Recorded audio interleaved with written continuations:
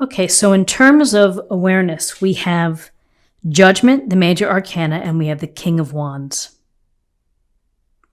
So Judgment, we see the gray people rising out of their coffins, listening to the angel blow the horn, the fanfare, the call, listening to the call. They may say, I'm ready to leave the darkness. I'm ready to feel reborn. I'm ready to leave behind the part of my life where I maybe feel a little dead inside, where I feel that I'm not reaching my potential as a person, my highest self, because the angel wants them to hear the call and to judge, to use judgment to think about one's life. And when we get this call, regardless of age, regardless of timing, we hear it, we sense it, and we begin to think about, where we are, where have we been, where are we headed. And so with Judgment, you have the chance to be reborn and to really forgive what happened before. You get that ritual cleansing of being fresh and clean and ready for whatever path is going to help you reach your best self. And that's what Judgment brings. It's the judgment of our actions and our life.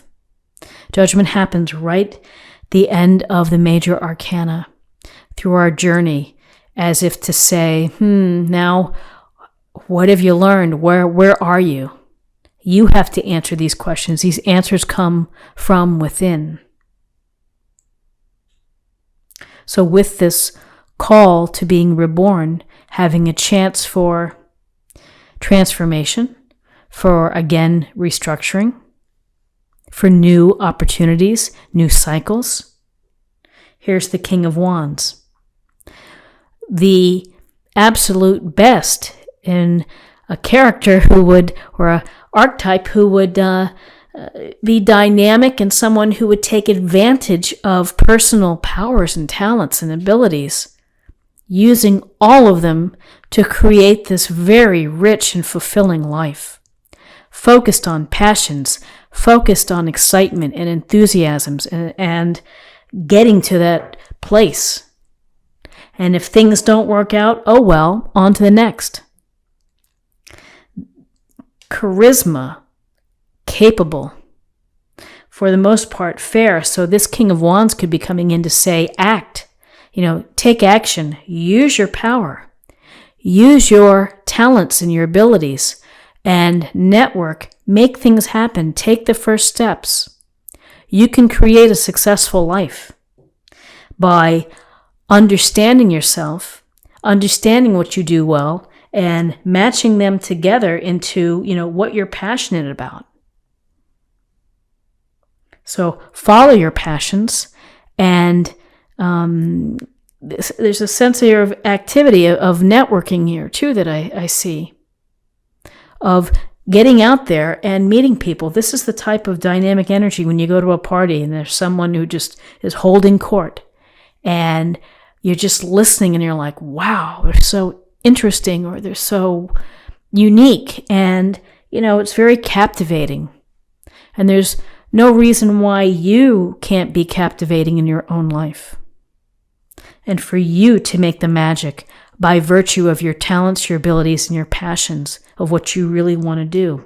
You may have a clearer picture after you've had Judgment and the evaluation of self. So in terms of guidance, we have the youthful energy of the Page of Pentacles, and we have the Hanged Man, major arcana. So the Page of Pentacles is the desire for knowledge, the desire to work hard, be responsible, to do what it takes to get the job done, to put in my best research and effort and write my best paper and turn it in. So there's this very sincere desire to learn, to become more experienced through study, through servitude. And if I do that, then I'm going to be able to get some more of these pentacles, and I'm going to be able to carve my own path. It's with knowledge behind me And it's with hard work, and it's with this pentacle approach of being grounded and pragmatic and having a plan that helps me become a more successful activator of my own power, such as the King of Wands. So with this desire for knowledge, here we have the Hanged Man. The Hanged Man who's not going anywhere from this position. So he's become comfortable from where he's hanging. He's just hanging out. And it could be a pause. It could be a temporary, time out. You may be holding off on making a decision this week. You may be looking at things differently because you have to. When you're upside down, you see things differently. It may provide you with some inspiration. It may point you in a different direction. It may help you process some things that you're working on, is to approach it from a different way. But there's a sense here of just suspension and holding on and, maybe not making any fast and furious decisions this week. So in terms of possible outcomes, we have the Six of Cups and we have the High Priestess, Major Arcana. So interesting together, the Six of Cups, it's about giving and receiving, of doing so to be able to help others when you're in a position to, and to think about others and to help them get what they need in order to get back on their feet. So here the merchant's giving these beggars, he's giving them some coins. He's also holding the scales. It's a little disconcerting to see that. Do we really measure out how we help? Perhaps for some, they do. Perhaps when it comes to charities, they're very focused on how much they're able to provide. So, maybe that's the way to think about it. But when you're in a position when you need support, ask for it. Ask for help. More often than not, people are wanting and willing to help you. And if you feel that you're still not getting what you need, there are organizations. Reach out. And when you are in a position to help, and particularly here in the States this week, to be able to volunteer, to do something to help someone less fortunate, it has a lot of meaning to it to do that.